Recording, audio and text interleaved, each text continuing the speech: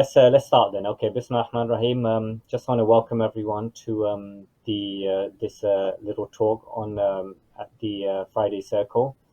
The Friday Circle, for those of you that are listening from or watching from elsewhere, is a small community group in South London. We meet every Friday evening. We have been able to meet for the last few weeks because of obviously because of the lockdown. So we're deciding to have this uh, to have this uh, to have this special special event.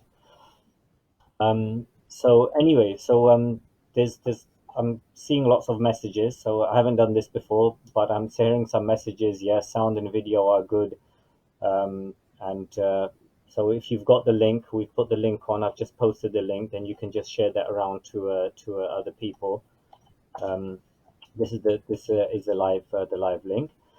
Um, and just if you are on Facebook, then just put a message saying where you are. I mean, there's a lot of my. If there's anyone here who's not part of my extended family, then please say a comment. Um, okay. Anyway, so what we're going to do, we're going to start with we're going to start with this talk is titled "I Code 6 years." So there are some people that there are some people that um, know about my story. So for those who don't, I'm just going to give a short summary, and then I'm just going to talk about. So that will give you an idea of where I'm coming from and why I'm talking about isolation.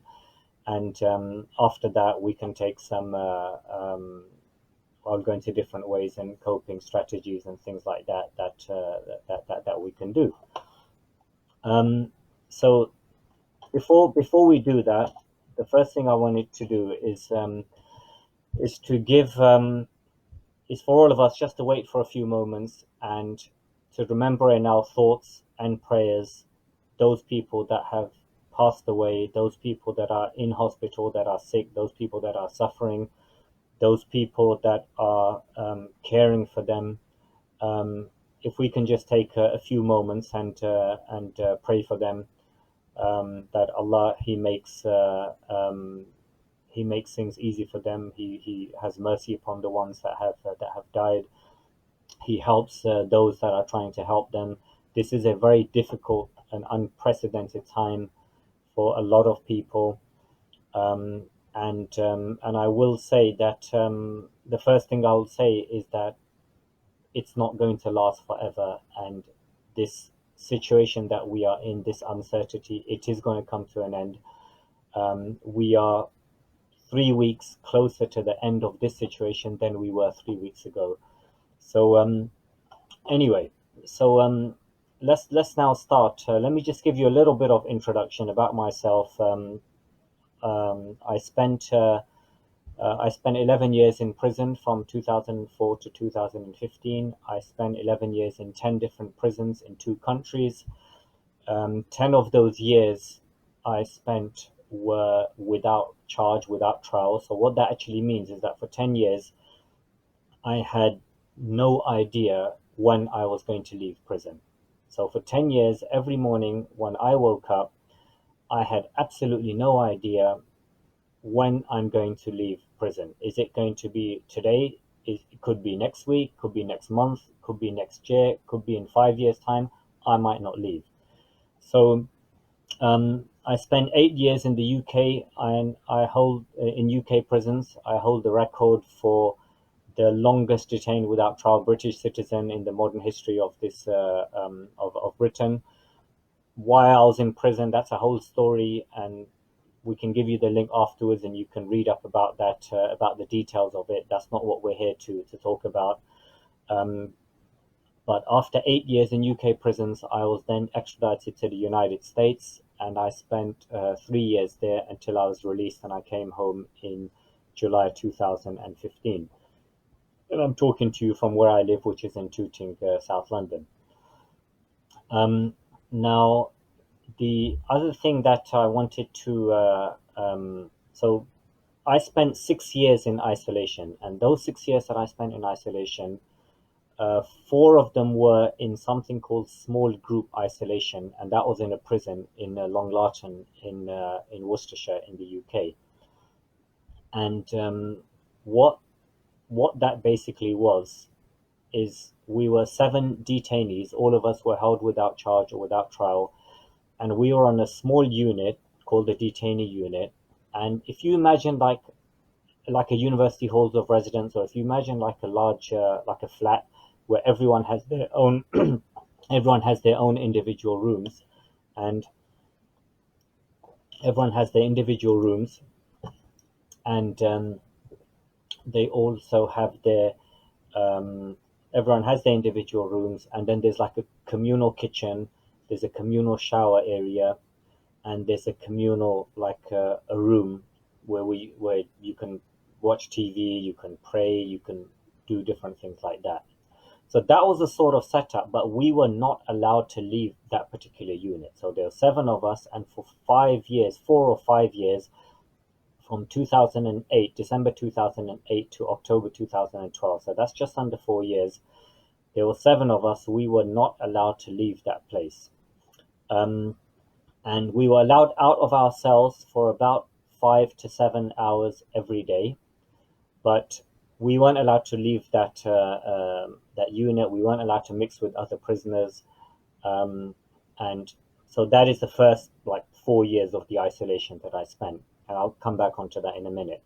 In October 2012, then I was extradited to the United States, and there I was put in complete solitary confinement for 2 years in a United States Supermax prison. You can Google afterwards, U.S. Supermax. The one I was in was called Northern Supermax, Connecticut.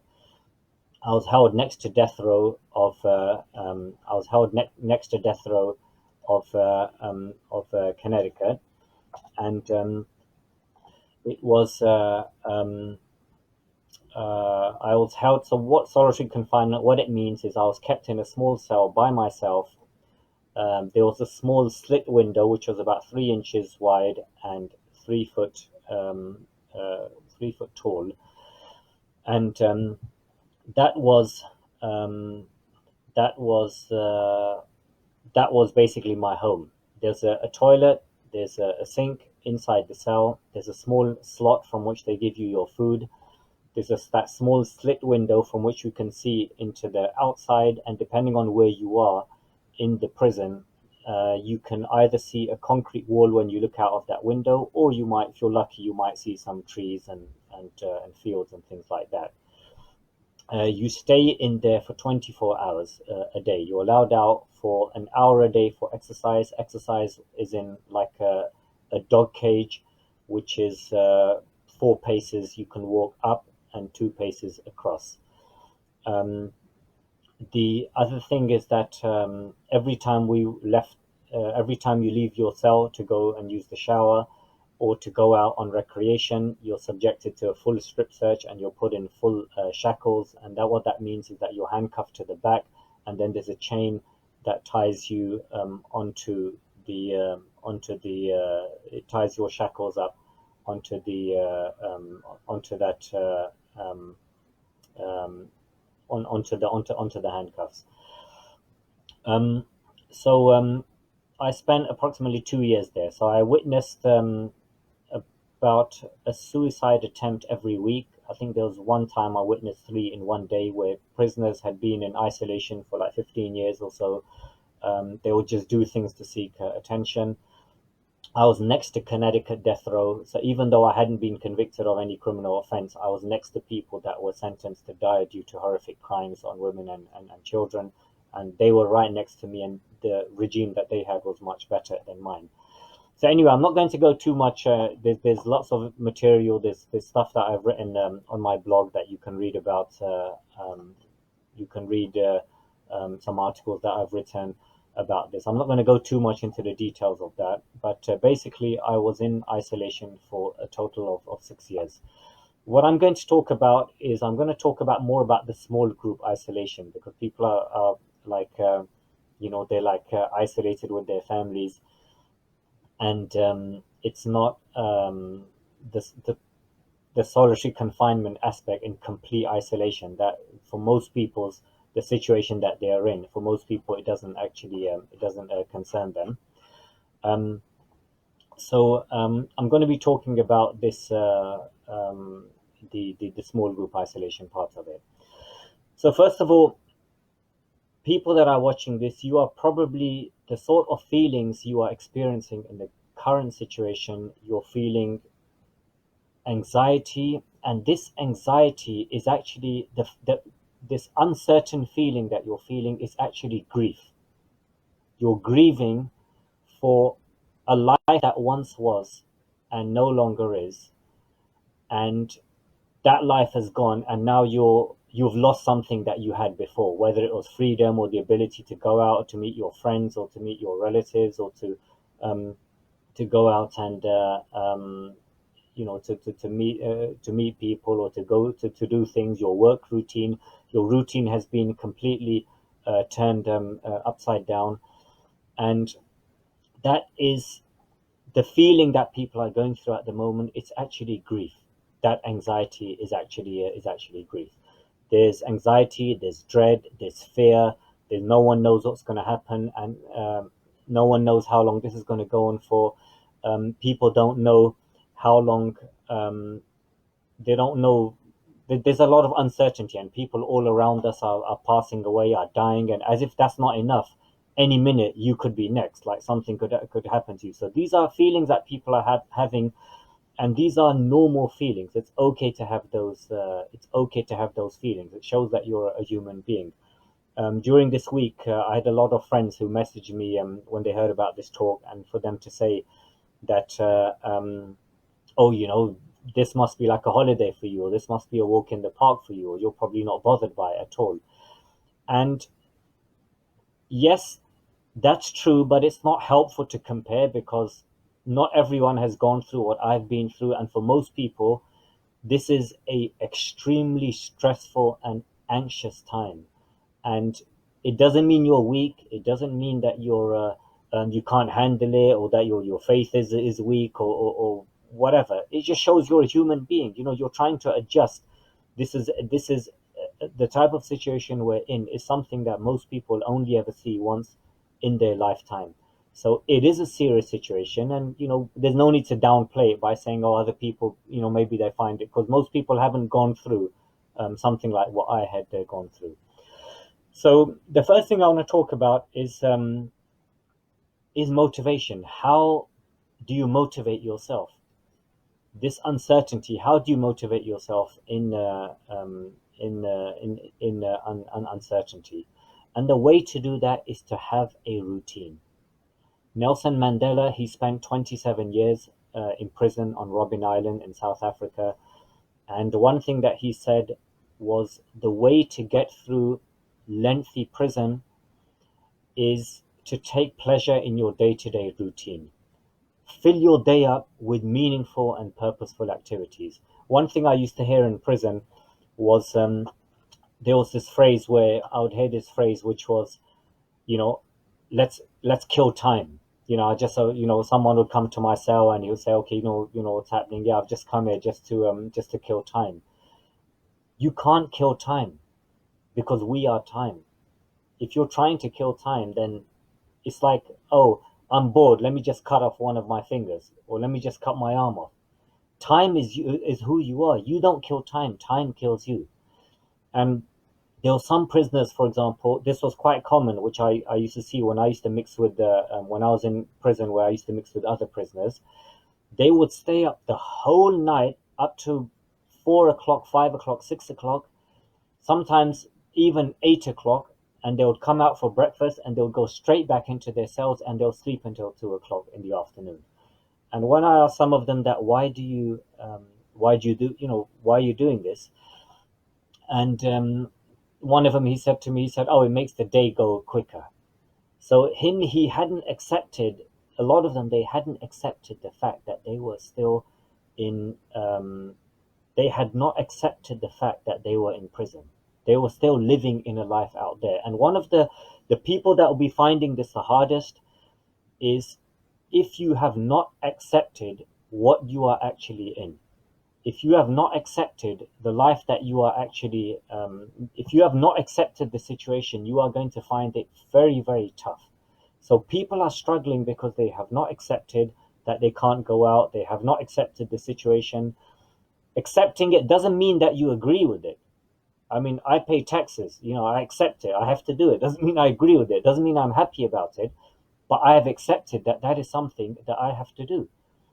So in the same way, um, acceptance is a really important part of it. And the point at which you accept that, look, this is how it's going to be. So instead of me crying about, oh, but I could go out before and I could go to the park and I was going to the work, and what about my exams, or what about I could go and meet my uncle or my auntie, what about all of these things? And instead of grieving over that, accept that, look, this is my life at the moment. This is how it's going to be. Let me do something with it. Um, people So my routine in prison, I kept myself busy from the morning until the night. If you speak to people that were with me in prison, they would say, when I was in a general population prison, they would say that Barbara's just always busy. He's always busy. We can't, uh, you're just always busy. You're always doing something. And that is true. That was what my routine. I had filled my day up from the morning until the evening, and I had no time for feelings of feeling anxious or feeling like sad, because once your day is filled up with meaningful activities, there's no time for you to grieve over the past or to be anxious about the future. And there's this quote which is articulated very well in this fantastic movie, Kung Fu Panda. And he says, if I say it correctly, he said, "Yesterday is history, tomorrow is a mystery, but today is a present. Today is a present. Today is, I think I've got it. Today is a gift. That's why they call it the present. Okay, today is a gift. That's why they call it the present. So living in the present, it's very important. If you're going to be thinking, if you're going to be every morning you get up and you're going to think, oh, it's been 3 weeks, I don't know how much longer I can do about this. And then you're holding on to like seconds, you're holding on, you're following like, Twitter or BBC News 24, where you got the ticker going on at the bottom, and some government minister comes and he says, okay, this is going to be, it's going to be extended, and people are tweeting with the hashtag lockdown extended, and you think, oh my God, how can I do more about this? Every part of this situation is going to be torture for you. Live in the present. What am I going to do today? What am I going to, how am I going to make use of this situation? Fill your day up. So, for example, when I was on that detainee unit with 7 detainees, so there's 7 different detainees with 7 different backgrounds, 7 different cultures, 7 different upbringing. So one of them was like pampered and he was like mummy's boy or mummy's prince. Another one had a harder life where he was by himself and he knew how to do things and he could do things. Some of them, you'd see that their cells were exceptionally clean. Some of them, they basically, were living like slobs. Um, some of them would stay up late all the way, 3, 4 o'clock in the morning, or stay up all night and then sleep all day. Others would get up early and they would do things. And the ones that had the most, um, like, the ones that there's a few detainees that had a routine where they would get up early in the morning, all the 8 o'clock when the doors were unlocked, they would be up, they would have their breakfast, they would go. We had some little exercise equipment there.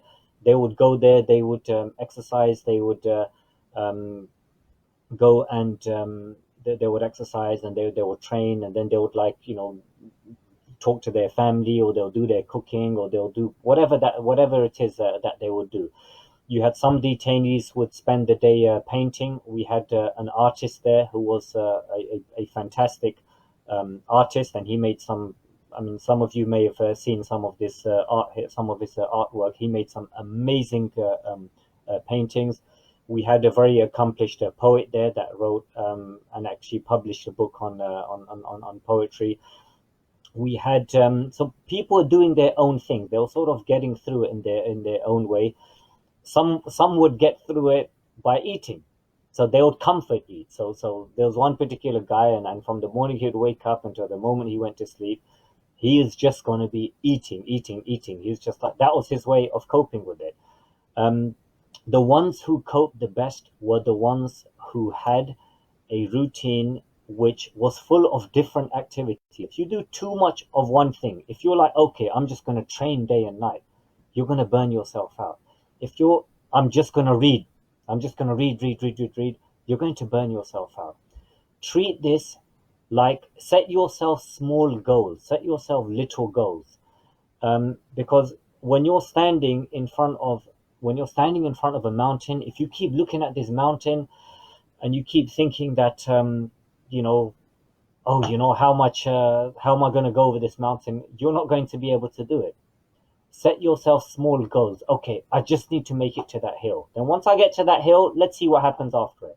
And then you get to that, and then before you know it, then you will have got to the top of that mountain. So don't set yourself big goals. So if you listen to some people, they'll be talking about, oh yeah, ideal time, I'm going to write a novel, or I'm going to learn like 42 languages, or I'm going to do this, I'm going to do that.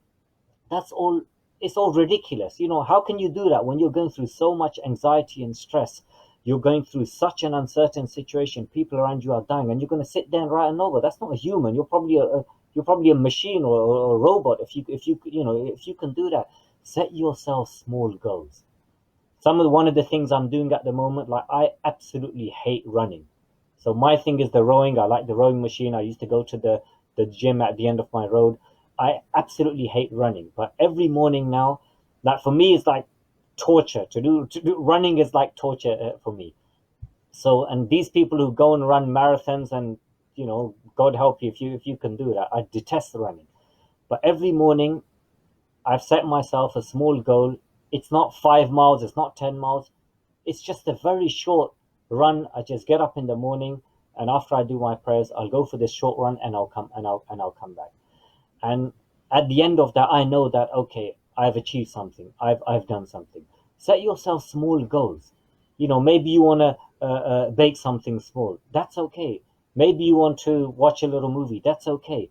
But don't waste the time. Have a routine. A routine is very important, and wake up early. If you found that before this lockdown, you would wake up at like 7 o'clock or 8 o'clock in the morning, and now you're waking up 10 or 11 o'clock, that's bad. That's a downward slope. You must get up early in the morning. Don't waste that time. Get up early in the morning. Fill your day up with meaningful activities. I mentioned on one of the tweets that the three S's of to keep your sanity. What are the three S's to keep your sanity? And these are things that I found, whichever prison I was and wherever I was. I found that these three things, they instantly make a difference to your mood, and they uplift you, and whatever you're going through, they change whatever you are going through. The first S, that is sunlight. I said sunlight, not sunshine, because if you're from England, you don't get much sunshine, but you do get sunlight. Sunlight, go outside. Go outside, and if you live in a flat, and you're not able to go outside, go to the window, open the window in the morning, and just sit there, read, just look outside, just do anything. Let that natural light, that sunlight, come onto you, and it has a natural uplifting effect on you. So the first S is sunlight. The second one is sweat. And by that, I mean exercise. Do some sort of exercise. So I was confined in America. I was confined in a cell for 23 to 24 hours a day. But I had a routine. I had an exercise routine. I'll do squats. I'll do press-ups. I'll do, I would run on the spot. I'll do star jumps, which in America they call jumping jacks. I had a routine that, I wasn't going to let my circumstance stop me. I wasn't going to just sit here and say, okay, I don't have this, I don't have a gym, I don't have this machine, I don't have a rowing machine, I don't have that, I'm just going to sit there and cry about it. You have to adapt, be resourceful. You're stronger than you think you are, and be resourceful. Make use of what you have. If you've got a little garden area, but it's like 5 feet by 5 feet, I mean, make use of it. If you don't, use your front room. I mean, you've got this guy, Joe Wicks, this PE trainer, who every morning he's doing a workout. And if any of you are not onto that, I suggest 9 o'clock every morning on YouTube Live. Joe Wicks, his name is Wicks. It's a fun little workout for the whole family to get involved from 9 a.m. to 9:30. You can do it in your room, in your bedroom. You don't need anywhere else to go there. When you exercise, it releases. I'm not a doctor. I don't know the physiology of it. It releases hormones that calm and relax you, and they relieve stress. You'll find you have more energy throughout the day. And if you're going to exercise, do it at the start of the day. Do it at the start of the day, because you will feel energetic and it will boost your morale for the rest of the day. So the first one was sunlight, the second one was sweat, and the third one was shower. You will be amazed the morale boost that you get just from a shower. So if you're having these moments where you're feeling down or frustrated or anxious, or you're feeling like everything is just caving in on you and you just can't take it, go and have a shower. Go and have a shower, and instantly you will feel much better. Whichever prison I was in, whether it was in America, whether it was in this country, and whether I was in segregation, whenever I would have a shower, instantly it would just like change everything. Now, one of the things that is important to one of the things I want to talk about is about conflict. So I made this term, I call it Supermax Syndrome, because when I was in the Supermax prison in America, my community was like like 8 prisoners. So that was my world. In addition to the officers, 8 prisoners were in cells next to each other. We see each other maybe once a day. If anyone leaves his cell, or he goes to the shower, or that's when you might see this person. But mainly we'll be talking from outside the doors. We'll talk to each other. So because our world was only these 8 people, all of those 8 people became very introspective. And what introspective means is when you're just looking, that you're looking, all you can see is that small world in front of you. You can't see beyond that. And you can't see beyond that. And what the problem that happens is you become extremely sensitive. And you find that with people who don't mix with other people and who just keep to themselves, you find that they are very, very, very sensitive. Oh, I'm not going to go to that such and such, I'm not going to go to her brother's wedding because she didn't, like 17 years ago, I had such and such, and she didn't send me a card to congratulate me when my, niece got engaged or whatever. And they hold grudges. They're very, very sensitive. And what was happening in that Supermax amongst those 8 people, if one of those 8 went out on exercise, then one would call the other one. Okay, so let's say Mark's gone out on exercise. So Joe would call Sam. Hey Sam, because I've been watching Mark, I saw Mark the other day and he was talking to that officer, and I think he was talking about me, I think he's a snitch. Is that right, Sam? And then when Sam goes on exercise, or Sam goes for a shower, then Joe is going to talk to Mark about that, because he's going into a cell and that's all he's thinking about. So when we were in that 7 detainees in that small group isolation, we weren't allowed to leave. No, we weren't allowed to go out for one exercise. We weren't allowed to go for the shops. We weren't allowed to walk our dogs. We didn't have any dogs. The only dogs we saw were the prison dogs. We didn't have all of these things. We were confined to that unit, but we used to. So you find that there was a lot of conflict. So when families are together in a small place, you're going to find it's normal that there's a lot of conflict and people are going to take offense. So for the outset, let me give you a tip for free. Only one person in the kitchen at a time, because kitchen was the flashpoint. And those of you that have been in the mother-in-law, daughter-in-law scenario, you know that the kitchen is where it all happens. The kitchen is the war zone. It's the conflict zone. Everything happens in the kitchen, and it's not just women. So we were 7 men, 7 grown men, and the conflict point was the kitchen. So we were like arguing literally over spilt milk. Like some guy has left the milk carton and he left it open in the fridge. One guy opened it and it goes and spills all over the floor just when we're about to get locked up. So you're going to find that you become very, very sensitive. So how to deal with something like that is to have the excuse coping mechanism or the alternative explanation. So instead of snapping straight away, just put in your mind, look, everyone is under pressure. My wife is under pressure. My husband is under pressure. My children are under pressure. They're dealing with it in their own ways. And that's why they're acting like this. That's why they did something like this. Everyone is going through an unprecedented situation. Have some time where you can go alone. Like if you've got a garden, you can just go outside. Have some private time. Have some me time. If you can't do it, if you don't have a garden, go and sit by a window. Go and sit in your room. If you don't have your own room, go and do it in the shower.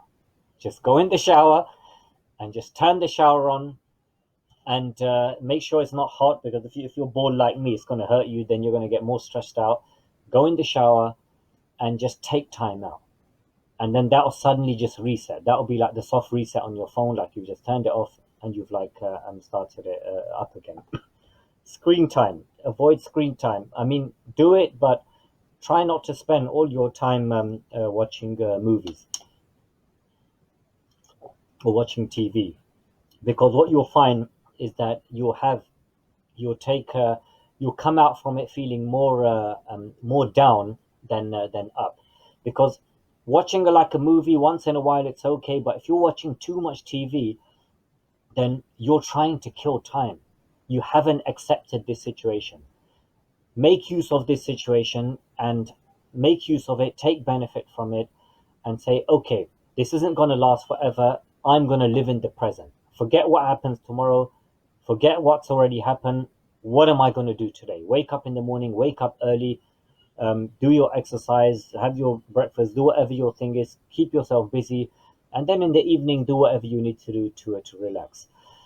One of the difficulties people are having is the uncertainty. And for 10 years, as I mentioned, for 10 years, I woke up every morning and I did not know what is my future. I did not know how long I'm going to spend in prison. The way you get through that is think of the present. Nostalgia is bad. Nostalgia, where you're longing for the past or a life that was, that is unhelpful, because it can make you sad and it can make you down. Happy memories of the past, yes, and I used to do that a lot in prison. I used to look at photographs that my family had sent me, and that would make me really happy. So as a family, if you've got old photographs, sit together, and instead of doing something or watching something silly on YouTube or whatever, go through family photos. Just sit together and take a device and just go back 2 or 3 years, a holiday, an event, a birth, a marriage, something like that. Go through and go back and look at the memories that made you happier times. And that's the way to remember the past. And as for the future, don't be anxious about the future. There's a saying that I used to always read, and it gave me a lot of strength, which was, don't pick fruits before they are ripe. Don't pick fruits before they are ripe. Leave them. So at this time, the only thoughts you should have for the future is dreams, the things that all positive things that you want to do. Don't feel sad. Oh, I wish I had gone and done this. I wish I had done that. Forget it. It's over. It's done. It's finished. What do you want to do? Okay, when this lockdown is over, I'm going to go and visit such and such person. When this lockdown is over, I'm going to do this. I'm going to go to the mosque more. I'm going to go to this I'm going to do more charity work, or I'm going to go and visit this, I'm going to go and visit my parents more, I'm going to go and do this, I'm going to do that, whatever it is. This is an amazing time for you to grow. And looking back, I would never have wanted to go through 11 years of prison, but looking back at it, I am absolutely grateful and I'm absolutely glad that I went through that experience, because it was the most enriching experience of my life, and my life today is richer as a result of what I went through. Use this time for self-reflection. Use this time for self-reflection. Who am I? What am I doing? What's my direction in life? And it's like life has been going on at 100 miles per hour, and suddenly it's stopped now. It's paused. And suddenly the things that people are thinking about is the things that are important. And family is important. These are the things that people are thinking about. My family, people are thinking about their dreams, their aspirations, their ambitions, and spend some time every day on self reflection. Another way to get through the uncertainties. I'm just going to round off, and then we'll take a little break where you can submit some questions on the comments. And if you have any questions or anything that you want to ask me, then just send it on. I can see these comments. There's a saying in the SAS, and they call it "train hard, fight easy." And I use that concept to a lot of. I use that many times. And how I would do that is that I would prepare myself for I'd prepare myself for a worse scenario than I was under, and then if that didn't happen, then I would be pleasantly surprised. So, for example, in this scenario, this isolation scenario, instead of looking at it, okay, they said it's going to be 3 weeks, this guy's going to finish on Easter, and come Easter, and the government announces it's going to be another 3 weeks, you're going to be destroyed, you're going to be devastated, and then somehow you'll crawl to those 3 weeks, and then when that happens, then straight away, and if there's another extension, it's going to destroy you. Instead of playing this yo-yo, put in your mind that first of all, this situation is going to end. With the will of Allah, it is going to end. It's not going to last forever. You're talking a number of months at most. It is going to last, and it is not going to, it's not going to continue for like years. So there is an end in sight. So that's the first thing to put, to reassure yourself. The second thing is that reassure yourself that it will end. So the way I've done it, the way I look at something like this is, if the government said 3 weeks, I'll say, okay, let's say this lockdown is going to last till the end of August. So I've got April, May, June, July, August. I've got 4 months. What am I going to do in these 4 months? Okay, I can do this, I can do that, I'm going to do this. Get yourself busy, start filling up your daily routine. Try not to make it too rigid, especially because when you're with a family, have some flexibility, especially for children, because children are also under stress. And you may have some parents, like the one of my cousins. He told me the other day where he's running his wife is working from home, but he's running his homeschooling like a military regime, and his kids are not 17 and 15. I think they're like 5 and 3. So have the kids are also going through some stress. Have some flexibility, a bit of education, a bit of they're not gonna, these next few months is not gonna, they are uncertain as well, they were anxious as well. So put in your mind the longer period than you are told. If the government says 3 weeks, put in your mind 3 months. Okay, this is going to be there for 3 months.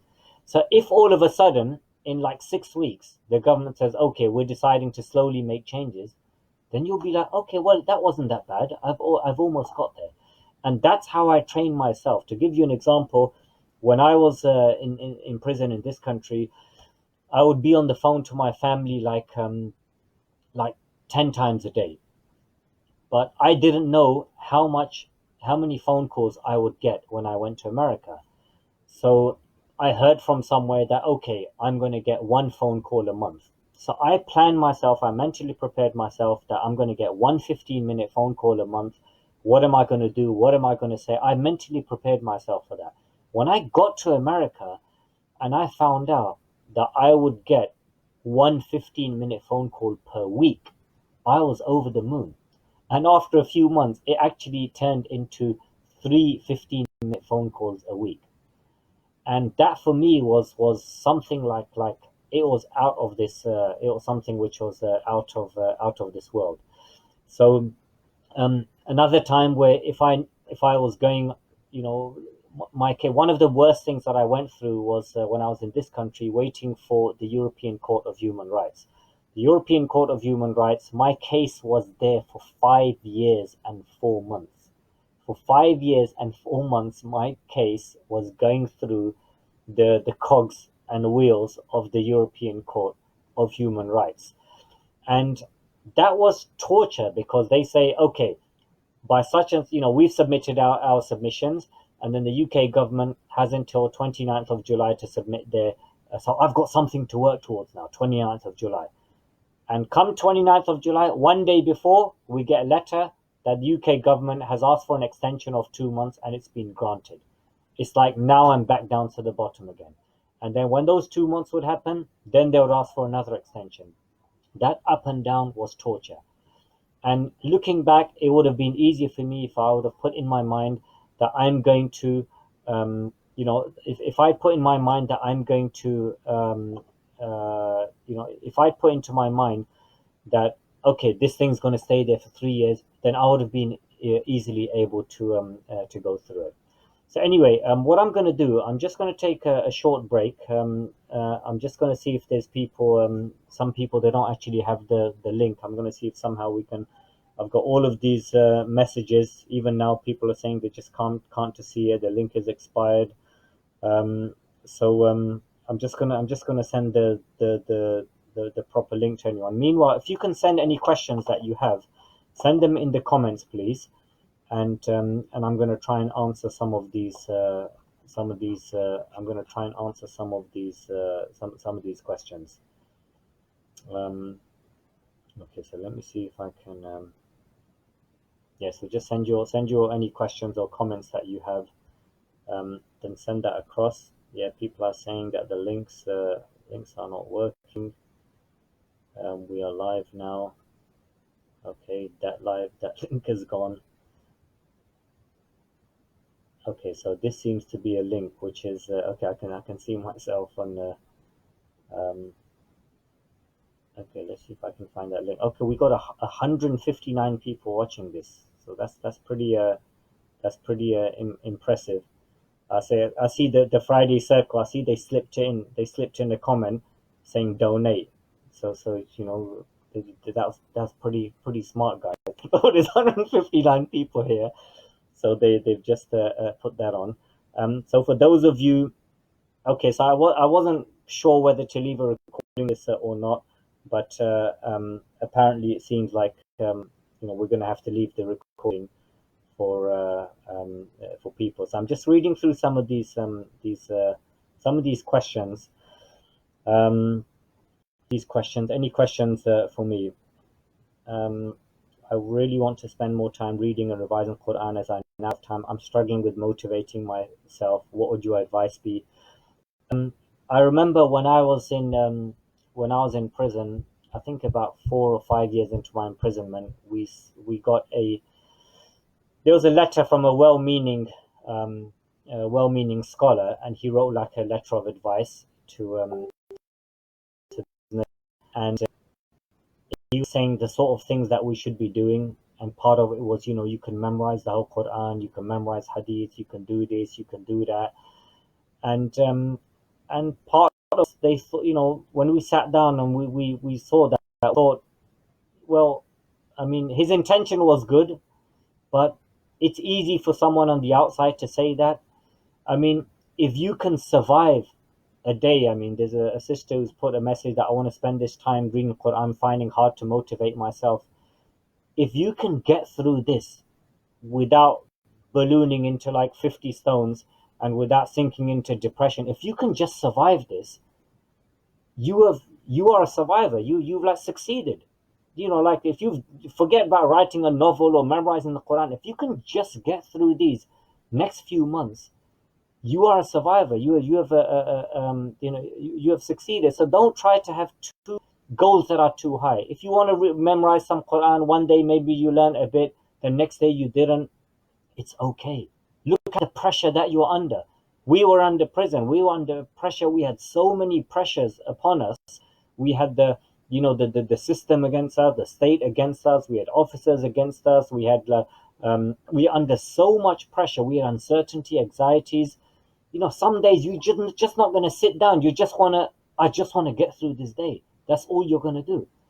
There was a quote that I read, which was a book that I read by Colin Powell, the American Secretary of State, and he said, "Sleep over it. It'll be better in the morning." And whenever there's something that's bothering you, you go to sleep, and somehow when a new day begins, everything becomes okay. And Allah says that in the Quran. He says that in the Quran repeatedly, and in the Bible. I read the Bible from cover to cover in prison. He says that in the alternation of the night and the day, indeed, therein are signs for people who have understanding. And that is something which is pretty amazing. And what that means is that the night gets long, it gets cold, and it gets dark. And just when it's at its darkest point, then that's when dawn comes. And then dawn comes, then sunrise comes, then the sun rises, then a new day begins. People, they go out, birds start to sing, it's a new day. But then the day comes, then afternoon comes, then towards sunset comes as well. And then the night begins. So night and day, things always come better. And a lot of people are saying, okay, we have someone here saying, I'm struggling with fatigue. What do you suggest to stay motivated and in a routine as well? A good question. Wake up early, exercise, and don't think about how am I going to get through this day. So me currently, even at the moment, I wish I had more time. My day ends and I'm like, where did all that time go? I wish I had more time. I'm so busy, I don't even have time to think about every now and then, oh, is it the lockdown? Is it, what did they say? It's going to be another 3 weeks or whatever. Just keep yourself busy. Okay, I'm going to exercise in the morning. Don't make it too rigid. It's not like you're in prison. You got things to do. Morning, in this couple of hours, some point at that point, I'm going to do a little exercise. I'm going to text the 5 people, for example. One of the ways, if you're ever feeling down, if you're having a difficult time, and I learned this in prison, and I did this to much. I had a lot of success doing this. Whenever I would feel down on a particular day, then I would go and cheer up someone else, another detainee. And by cheering someone else up, that would cheer me up as well. Another thing that I would do is that I would also I would not be afraid to ask for help. And that is very important. So women, they don't have, like, men have very fragile egos. The women will just they'll phone someone, they'll phone a friend, and they're just going to say that, I'm feeling down, I'm worried about this, and they'll talk about it. But men, they got these fragile egos, where they got, yeah, everything's okay, yeah, alhamdulillah, yeah, everything's good, yeah, no problem, I'm not bothered. And then he's like, he's taking out his anxieties and stress on his wife, on his kids, on the wall, on the pillow. He's taking out his anxieties. You're a human being. It's okay to have difficult days. And me, I think one of the things that helped me get through that experience after the help that Allah gave me is I was never ashamed to get help. If I was ever down, I would knock on another prisoner, a detainee, another friend's door. I'd knock on his door. I said, you got a minute? And he'll say, what?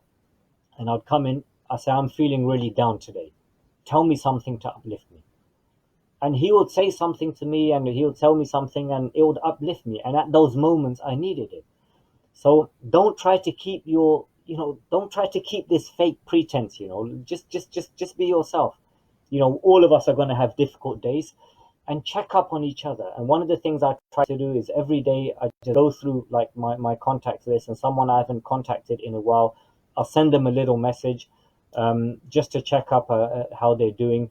And you might see someone that is going through a problem, but they were too ashamed to talk about it. But now that you've asked, then they might like, oh, just pray for me, I'm going through a rough patch or whatever. So this is how we get through something like this. We get through these things. We get through these things together. Other questions here. With so much uncertainty about your future, where did you get the motivation? Good question. I knew that what I was going through, people before me had gone through this and they had come out the other end. So I knew that I was not alone on this path.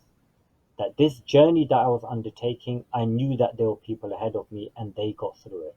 And if they got through it, then I could also get through it. There's people who went through worse situations than me. And again, I'm not comparing. It's not like no one's hardship is big or small. So it's not fair to say to someone, oh, look at this guy who's in prison for 11 years and you guys are crying about isolation. That's wrong to say that, because for that person, for some people, like, everything is relative. So comparing hardships is wrong. It's wrong to do that, because it sort of it belittles the suffering that a person is going through. Rather, we should be validating, because it is hard. It is difficult. Okay, so comradeship seems like help you through in the down days. Yes. Why were you in prison? Yes, so we'll share the link. I'll just share it on here. You can read it afterward. Actually, I'll put it at the end. There's a long story while I was in prison, so that's not what this session is about. You can go and read up about it. Any more questions? I've got. What specific ways did you try to counter your negative thoughts? A lot of reading, and I think surrounding myself with positivity, with positive people, and that's really important. To cut out negative people, negative things from your life. There's a lot of negative things on social media, and one of the things that I use a lot is I use the mute and block function. If you're on Twitter, just mute. If you're on WhatsApp, like just mute. People sharing so many type of things, this 5G thing, and it's stressing people out. People are getting worried about these things. We should be spreading positivity. We should be spreading hope to people, telling people that look, it's been 3 weeks. We're 3 weeks closer to the end. Things are going to get better. We're going to go through it. Instead of sharing like doom and gloom, if you find someone is sending you these messages, like we had this 33 body bags, and this brother, he's forever going to be known now as the 33 body bag guy. But people are worried. There's people I know who live alone. They stayed up the whole night thinking about what this person said. This is wrong. As a human, you shouldn't do it. As a Muslim, you shouldn't be doing it. Spread positivity amongst people. Try not to watch the news that much. Okay, 986 deaths, 931 deaths. If you believe in God, if you're a Muslim, or if you believe in God, these things are destiny. Don't be worried too much about your destiny before it happens. Live in the present. Try your best to make the things that are most that are very fulfilling. Tips on turning negative thoughts. One thing I want to do, one thing that's very important, is if you find yourself having outbursts of rage at this moment, outbursts of rage. Now, rage is different to anger. Anger is something like that annoys you. So anger, for example, is like when I go and open the kitchen cupboard and I'm expecting to find a Green and Black's dark chocolate, and I find like there's like a Cadbury's there, or there's a Hershey's there. Now that's anger, okay? I can control it. I can like, okay, like I should have I should have stocked up on more chocolate. That's anger. Rage is something that is uncontrollable. Rage is something where the person does not act. It's out of character for him to act in that way, and as soon as he's out of that rage, he's ashamed that he actually acted like that. Someone, like you might, someone's upset about something, they'll get a glass, they'll just smash it on the floor, and that's not who that person is. But he is just like, and he feels ashamed that he did that. If you find yourself having outbursts of rage, then that is not due to the stress of this isolation or lockdown. That is due to unresolved issues or baggage or trauma in your past. It could be in your childhood, or it could be something a few years ago. It could be a traumatic incident, or it could be something back a long time ago. So, one of the good things, one of the benefits of isolation is it brings these like it brings these things to the surface. So you already had cracks, you had fragility, um, you had cracks in your well-being, and now you're under pressure. Those cracks have broken, and it's coming out in different ways. And this is the time to think about um, doing something, to think about getting therapy. Have in your mind that, okay, I want to get some therapy, I want to do something to resolve those childhood issues. I always prefer to talk of myself as a proud user of therapy. I am a proud user of therapy. I'm not ashamed of it at all. I'm a proud user of therapy. It has made, I had through with the trauma I went through, I had some therapy after it, and I'm not 100% there yet. I still have some issues that remain. I still have some things that I need to fix, but I'm in a far better place than I was when I came out of prison. And therapy was one of the most amazing things that helped me to process and just make a narrative out of this bag. Um, Another question here: for those completely alone in their home during lockdown, no family at all, any tips? So for 2 years, I was completely alone, no human contact, and I was away from my family, who were several thousand miles away. The same thing. Take pleasure in your day-to-day routine, the small things. So in America, when I was in the Supermax prison, I had a routine where I would get up, like the dinner would come. So the breakfast would be 7 a.m., lunch would be 11:30 a.m., and 4:30 p.m. would be dinner. So I had this routine that I would make after the 4:30 p.m. after we've given the food, the box. It would come in this little polystyrene box. We'd give it back through the slot, and then I would make a cup of decaffeinated coffee using warm water. So the water, just to give you an idea, the water system in that sink, there's a hot water button and a cold water button, and when you press it, it's 1 minute on and then 5 minutes off. 1 minute on, 5 minutes off. 1 minute on, and that's to stop prisoners flooding their cells. So when I first got there, and I first got to that prison, and I was looking through the list of things that I could buy, and it had tea and coffee. And so I called out to another inmate from the door, and I said, "Hey, where do we get hot water from?" I go, "Why are they selling tea and coffee? So where do we get the hot water from?" And he said, "From the tap." I said, "What do you mean from the tap?" He goes, "Yeah." He said, "You press it for 1 minute on, then it will go off for 5 minutes. Then you press it again for 1 minute, then it will go for 5 minutes. And if you do that 7 or 8 times, the water will be warmish, where you can have some sort of coffee that you can, that you could, that tastes like okay, and it's not like frigid and cold." So for 2 years, that's what I had. But that for me, that little warm, that took 40 minutes to make, that little warm, instant decaffeinated coffee. And please don't judge me for this. You shouldn't judge people based on this. But the only chocolate that was there that was on sale in America was Hershey's. And I know that there's people in America that are watching this. So I love you guys, and I got a lot of respect for you, but I do not like your chocolate. Hershey's is not chocolate, so please don't call Hershey's a chocolate. Hershey's is something else, okay? So when I was in America, the only thing that they had was Hershey's. I had to buy it.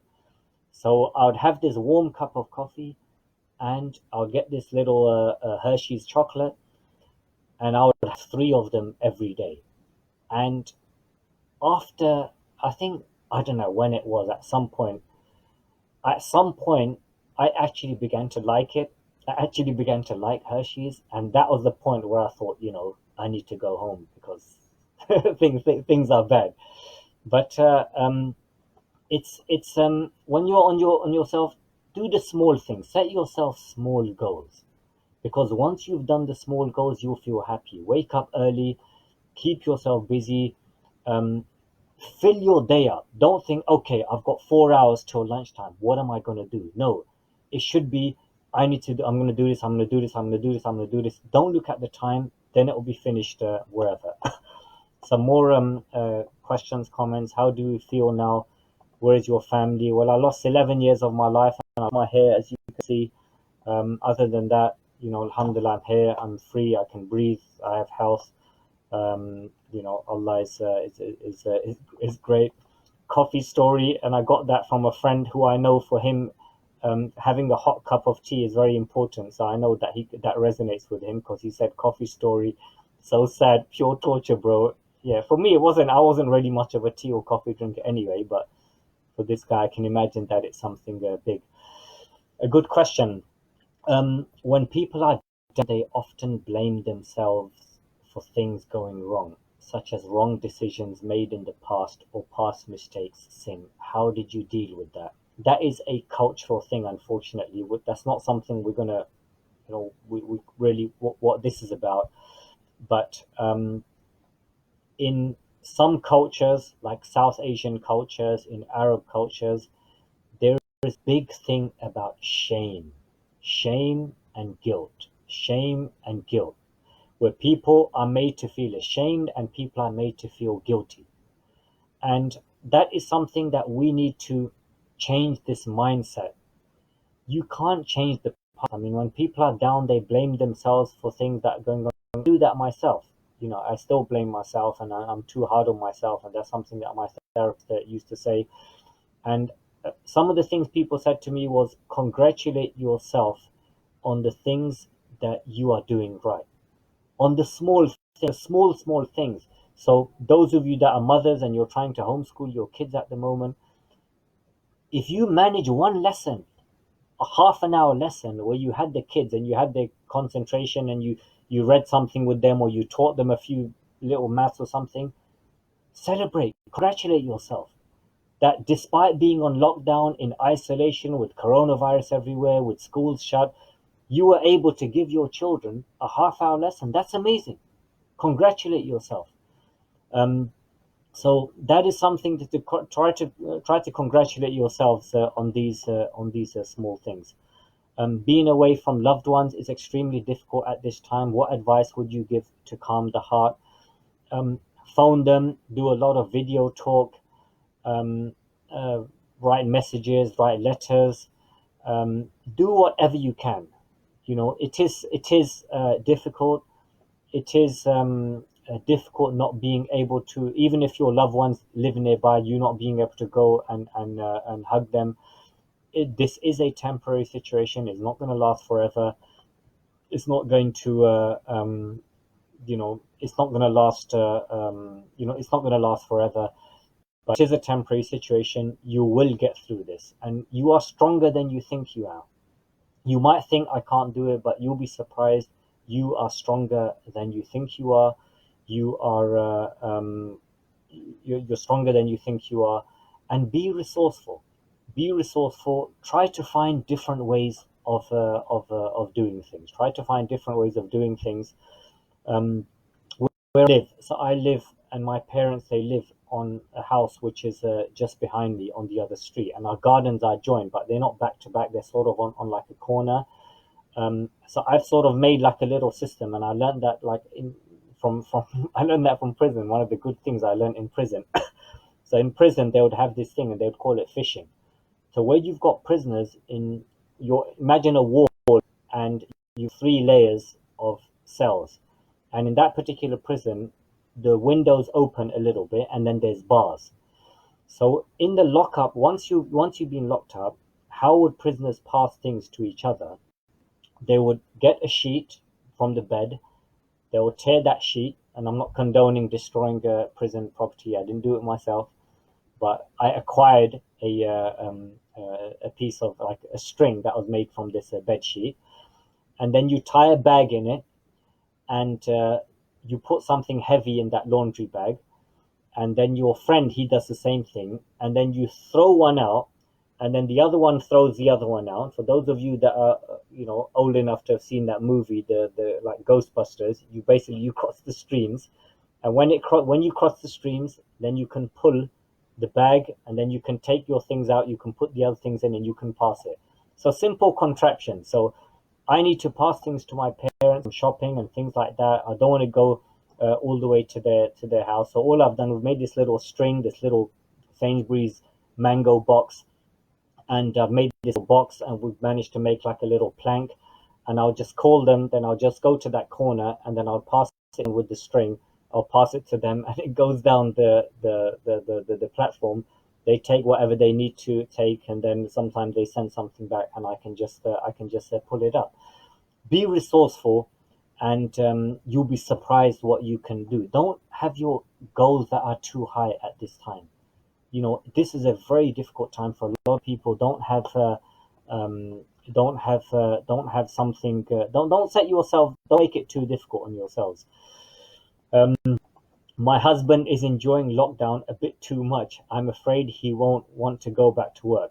Well, if he's getting up 7 o'clock in the morning and he's exercising and he's like, doing things around the house, whatever, that's okay. But if his idea of enjoying lockdown a bit too much is that he's staying up late, so sleeping in the morning is a bad thing. And that actually leads to depression. If you're not already depressed, um, it can lead to depression if there's no reason for you to be sleeping into into the late hours. Try to get up early.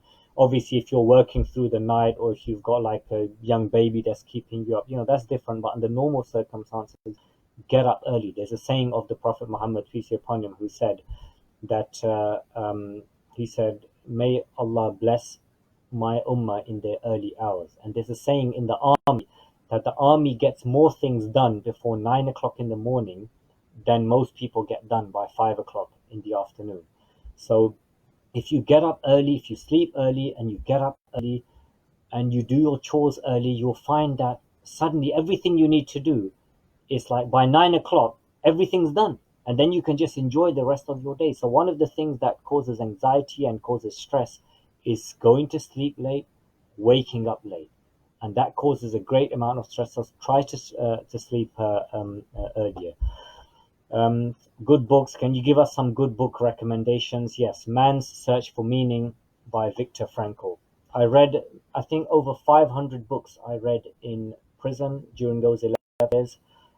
Non-fiction books, fiction books, biographies, histories, um, everything. I read like a whole load of books there. Um, Other than religious books, one of the best books that I read in prison was a book called Man's Search for Meaning by Viktor Frankl. And Viktor is spelled the German way, Viktor,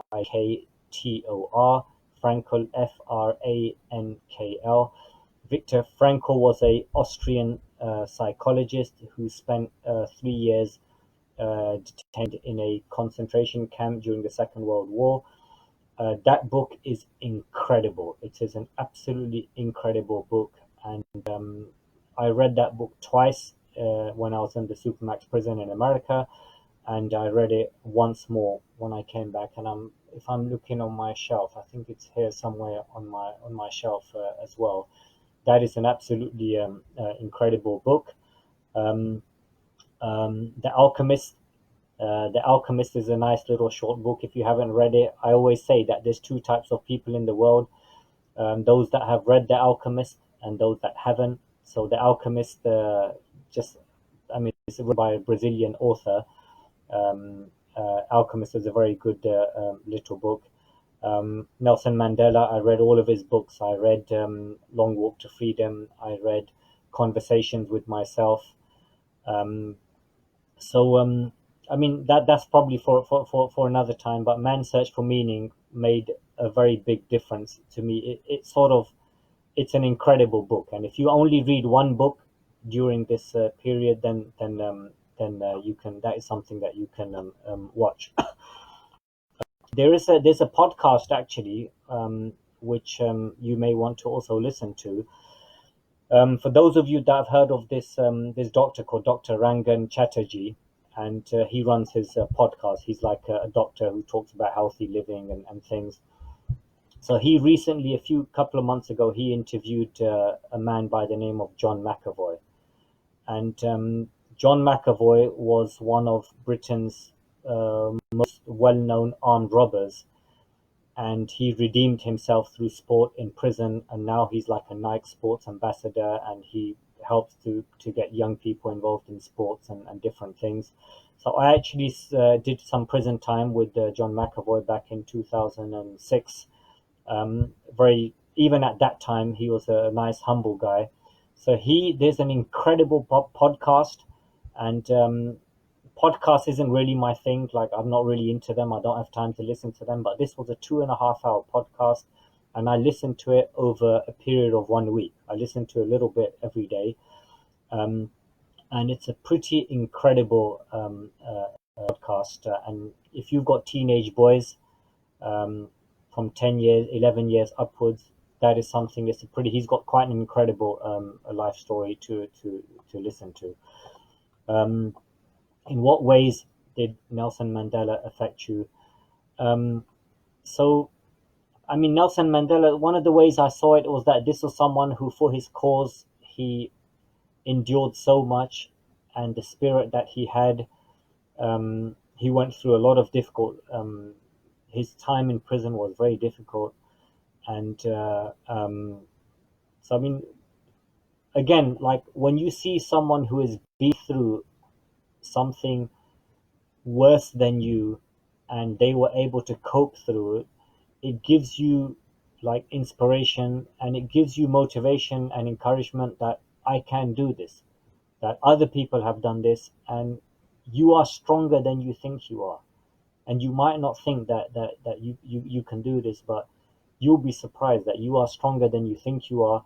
I mean, look, all of us that are here that are watching this, we are 3 weeks into this situation. We are 3 weeks closer to the end of this situation than we were 3 weeks ago.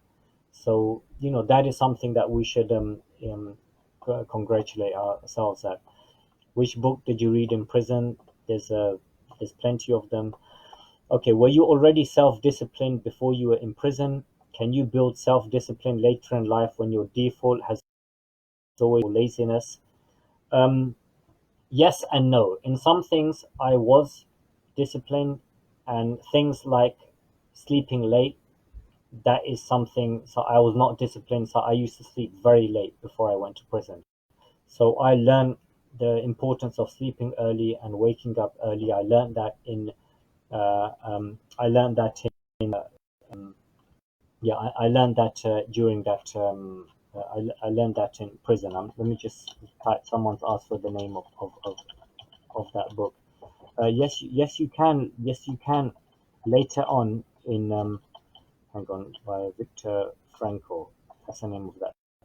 Of course, you can. There's never too late. As long as you are alive, then you can. You can always learn. Don't put yourself that, oh, I can't do this. Anything you want, you can do. I mean, when I was in prison, I learned languages. I learned how to cook. I mean, I was in one prison where we had some cooking facilities on the detainee unit. Before I went to prison, the most complex thing that I could cook was a scrambled egg. Yep, scrambled egg. That was the most complex thing that I could cook, because I wouldn't have time to sit down and spend 2 hours cooking a meal that you will eat in 5 minutes. But I went to prison, and there was another prisoner. He said to me, he said, don't belittle any skill. Any opportunity you get to learn any skill, learn it, because you do not know when in your life you will need that skill. And I learned languages, I learned things, different things, anything that I couldn't do, I tried to do that. A comment from my cousin Mona. We found lockdown to be a blessing in disguise. We thought we couldn't survive without work, without our lifestyle, without our routine. Overnight, this was taken away from us, and we've actually miraculously found that we are way more adaptable than we thought we were. Yep, we stopped chasing an endless rat race. We found time to do the thing we wanted to do, but never had the time. You will miss this time, and I guarantee that. Now you're probably thinking, oh, lockdown, I want it to end. I want it to go back to how things were. And man, it's strange because once this period is over, you will miss this time. And you're going to talk about this time and you're going to tell your kids, you're going to tell your grandkids, and they're going to tell their kids. Use this time to do the small things. Use this time to, and when I say small things, you know, even even if it means with a family member, you just sit down and you just drink a cup of tea, and or you just go through some old photos, these small things, or you just sit in your garden, or if you don't have a garden, you just open the window and you sit and admire the view with your family for a few minutes. Or you get everyone to, you make do a play with the children or something like that. Look back towards this. You will regret this. You will regret this time if you don't make a benefit of this. What was the most difficult thing about being in prison apart from being away from family? Um, yeah, being. I mean, the most difficult thing. I think for me, one of the hardest things was so the uncertainty was very hard, and the I've just seen a comment. I'll come to that in a second. The uncertainty was hard. I think one of the hardest things was the humiliation, because no self-respecting man can ever accept to be humiliated. And by that, I mean humiliating strip searches. And no matter how many times that was done, and every time it happened, it hurt, and that was painful, and that was humiliating. And to put yourself to be humiliated when you are a self-respecting man who's never humiliated anyone else in their life, um, to go through that humiliation was quite was that was quite difficult. Um, so I've got a friend. Where did you discover your passion for honey? What he wants me to do is to give he wants me to give a shout out. What I should have said. It's not coming yet. Can you see it? Yeah, here it is. Is you know honey is jokes aside, the bee, it feeds on a plant that is bitter, and then it turns it into something that is sweet and benefits people. And that is one way to look at hardship. That is one way to look at trials and tribulations that you have been through in your life. Um, make something positive, make something good and beneficial that can come out of it.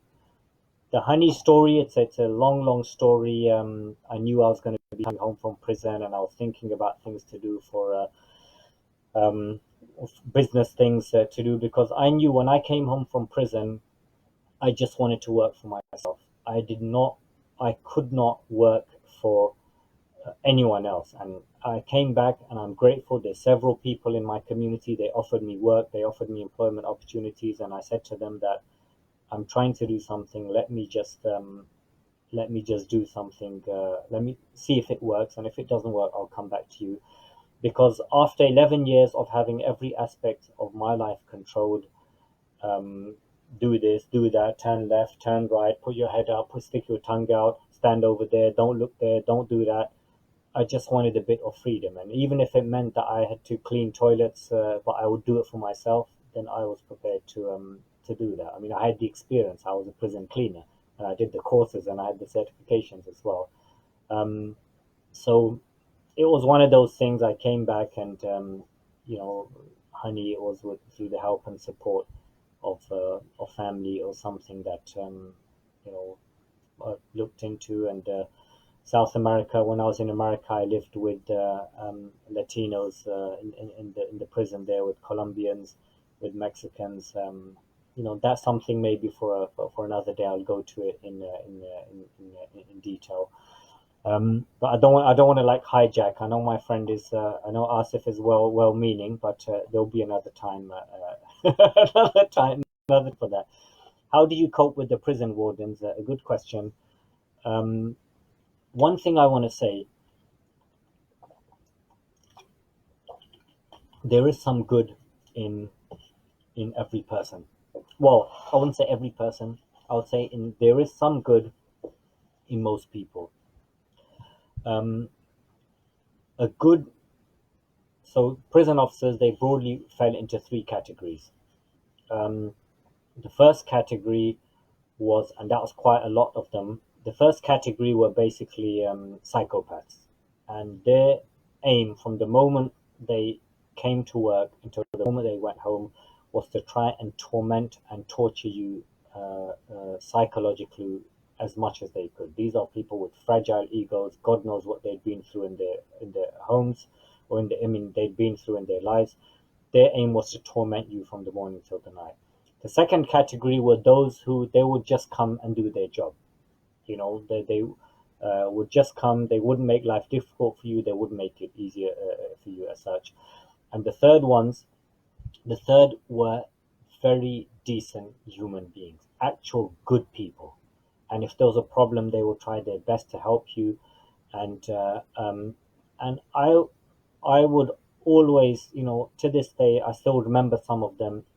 A good prison officer, like a good police officer, is not just better, like especially prison officer. A good prison officer is not just better than the average good person outside on the street.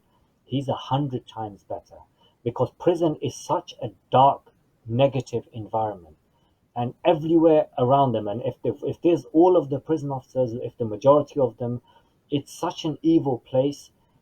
For someone who can still be good and principled and fair and respectful during that time, then that is a wonderful human being. And I'm proud to say I met some human beings like that. So it was difficult, with some of the some of them, they'll try to provoke you. That's a whole different, story. I would try to always show them a smiling face, because I know that would the evil ones, that would burn them. Um, that's something, maybe on another. Any tip for coping with negative people? Cut them out. And if they're family, so this is Joan Wood has asked that. Any tips for coping with negative people? Cut them out. Um, and if it's family who are negative, meaning like not your immediate family. If it's your immediate family, you got to make it work. But if it's like, people outside your house, but they're relatives, um, just try to minimize the contact that minimize the contact that you have. I mean, family, you got to sort of keep in touch, but then if they're negative, that can also bring you down. You have to put yourself down first. But this is a good time to reassess your life. A good time. It's a wonderful time to reflect upon your life, your aspirations, your dreams, your goals, your past. If you've hurt someone, now is the time. Send them a text message, or be honorable, and phone them up and say, I said this to you. I said that. I'm sorry. Apologize. Only strong people can apologize. A weak person cannot apologize, because his ego is too weak. A strong person only, apologizing if you've done something wrong is a sign of strength, because no one can force you to apologize. You choose to apologize.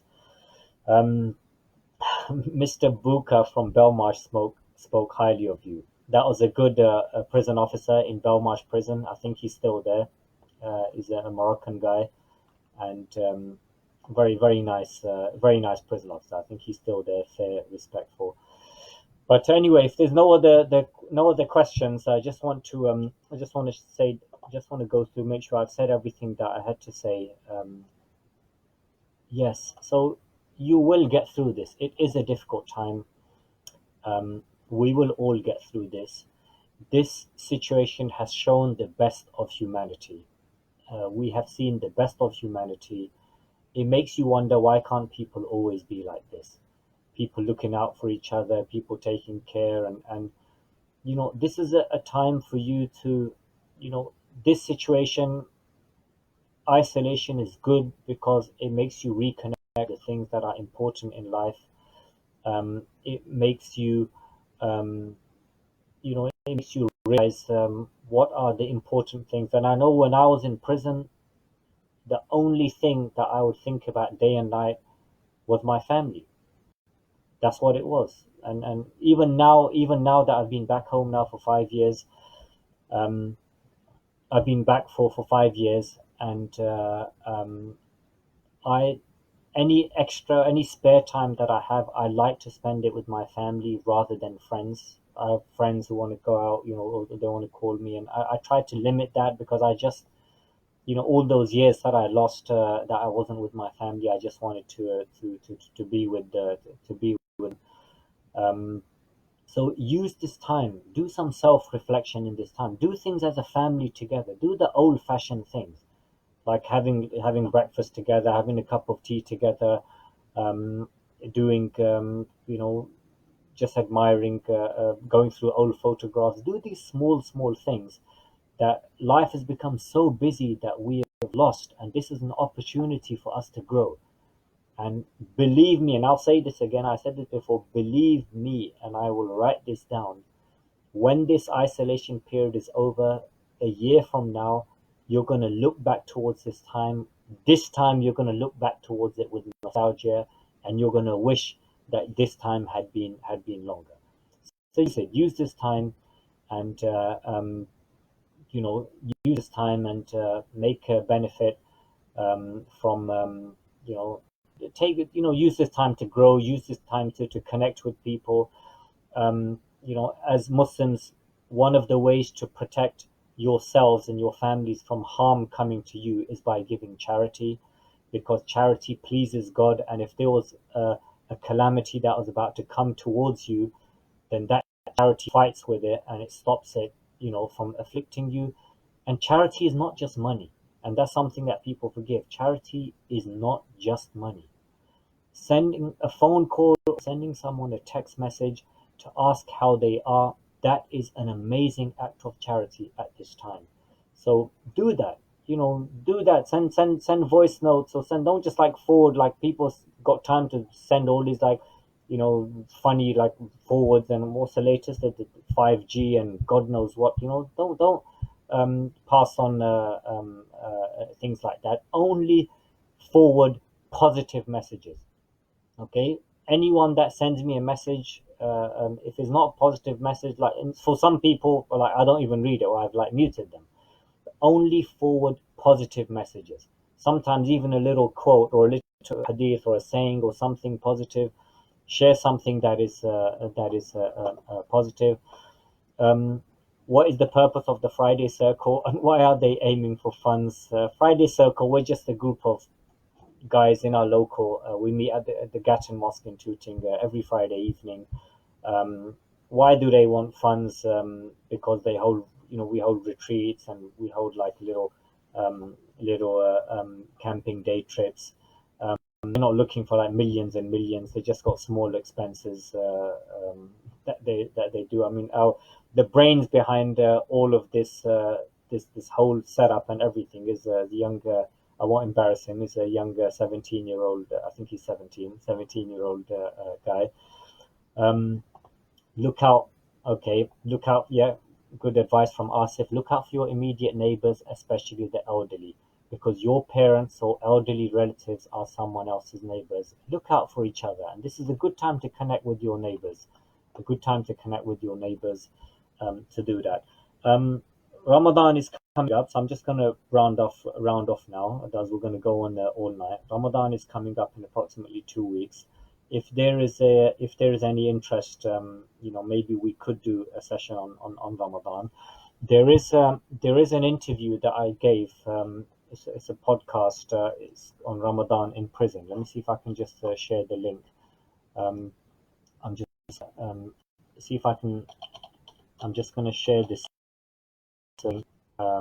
It's called. Babar Ahmad Ramadan in prison, and there I sort of spoke about my time in.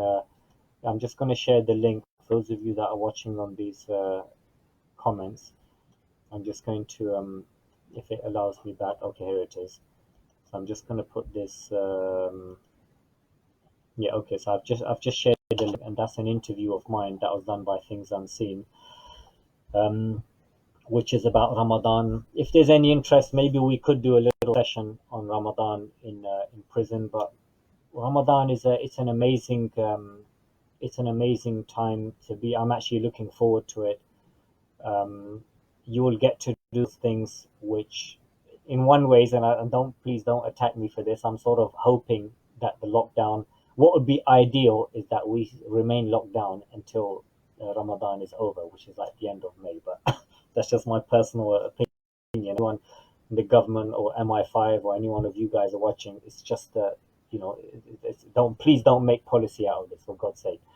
Um, but yeah, so maybe if there's interest, we could do another session on Ramadan before it begins, to see how I just different things that we did. So I'm not really doing talks. So this was like a one-off that I've done. I haven't really started doing any public talks or anything like that. I've just been working on some private projects, which I want to finish first before I start doing that. So this was a one-off. I don't normally do this. I wanted to thank all of you for listening and for your comments. Um, and and also I wanted to say, and once again, that just remembering thoughts. And just before I came online, someone that I know from Manchester, she sent me a text message and said that someone that we know passed away a few days ago. There's a few people that I know passed away this week. Um, it's a very difficult time, and you know these are losses. They are losses to the community. Um, they are losses to us, and it's a very difficult time. And may Allah make it easy for all of these people that are going through this. There's people in the NHS. There's a lot of people that are doing a lot of work, and they're putting themselves in. And again, I'm no fan of the government, and I'm not generally a fan of like policies and things like that.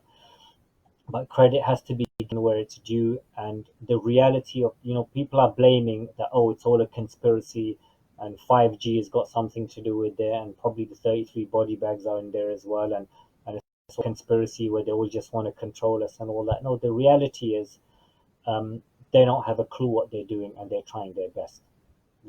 It's I used to believe in conspiracy theories one upon a time, until I realized that conspiracy theories were introduced by leaders and clerics and scholars in order to try and deflect um, the current situation that the world is in, from to try and deflect their own responsibility for those things. The reality is, some things they're going to get right, some things they're going to get wrong. And it is as simple as that. That they're trying to. Everyone is just trying their best. Hospitals are trying their best. Maybe in a 1 or 2 years time, there may be inquiry. It could have been done better. That could have been done better. But at this moment in time, listen to the advice. Stay at home. This thing is not a joke. Believe me, it's not a joke. It is very serious. Do not go out unless you absolutely must. If you go out, then minimize your contact. And this will be over. It's only a few weeks, and Allah willing, keep yourself busy. Keep yourself busy day to day. Look forward to each day. And the days you'll probably find the hardest are the days where the suns are not shining, when it's a cloudy morning. But if you have your routine, then you'll find that keep yourself busy, and before you know it, it will be over and life will be back, and then you're going to sit back towards this time, and you're going to miss this time. In the NHS at the moment, we are working blind. If any of you are watching this and you work for the NHS, you are an absolute hero. Um, there is no there's no doubt about that in my mind. You people are just amazing. um, While I'm there, let me just add one last thing about the NHS. When I was in HM Prison Long Larton in Worcestershire, and when we were locked down in this small group isolation where we are not allowed to leave that unit. So our unit was just under the healthcare wing of the prison, and nurses would come down several times a day, and amongst themselves they had sorted this out, where every shift, like morning and afternoon, at least two or three nurses would come, and their sole reason for coming to the unit was just to talk to us and make conversation with us, because they knew that we were isolated and that we were looking for human contact and for people to talk to. Because the problem with being with the same seven people is that after some time, you know everything there is to know about the other person, and vice versa. So we knew about each other's childhoods and our dreams and aspirations and funny things, and we knew everything. Now there's nothing more to talk about. So we needed new things, more things to talk about. And the nurses, they would come and they would sit down and they would talk to us. And the officers wouldn't like it, but the nurses, they wouldn't care. They would just come and talk to us. Sometimes they'll be talking about, there was one um, elderly lady by the name of Maggie. She retired, and Maggie used to come with like a stick, and she used to come and sit down, and she'd just be telling us stories and about what's happening, in her house and about this. And it was amazing. That's at that time. That's all we wanted. We just wanted human beings to talk to. So NHS is full of some wonderful people, and I'm sure they also have their, I'm sure they also have their devils, but more of them are angels than are devils. We have to support them. How we can support them? Please take this thing seriously. Stay at home. It's not a conspiracy. It's not some secret plot to try and like take over the world. The people that are dying, that is not conspiracy. This week alone, I know at least five people that have passed away. May Allah have mercy upon them. Is not a conspiracy. Trust me. It is a very difficult situation, but all of us together, we will get through it. And let us come out of this situation. Let us come out richer and better than we were. So I'm gonna log off. I can talk till the cows come home. Um, if there's anyone, I'm just gonna put a comment, which is my story about why I was in prison.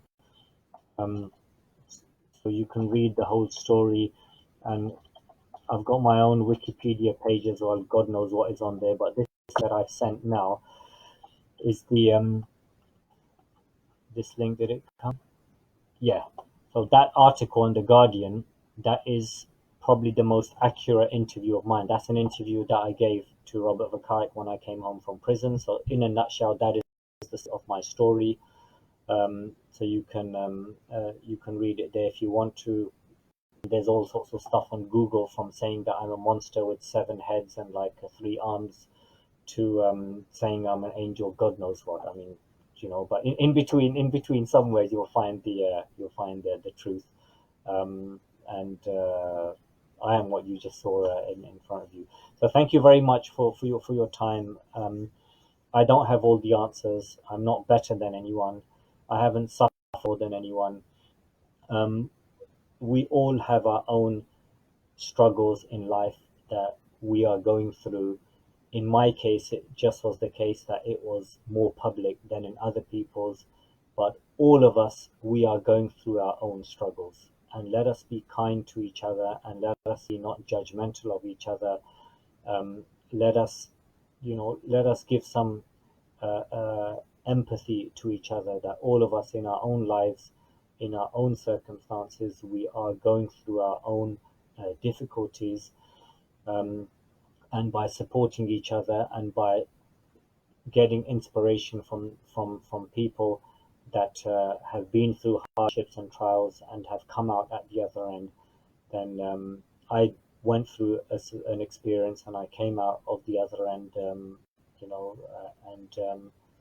it's here I am. So you can get through it. You're stronger than you think you are, and just hang on in there, and everything is going to be okay. So I'm gonna log off now, and thank you so much for listening. If you had any more comments or anything, you can just add it on here. Assalamu alaikum.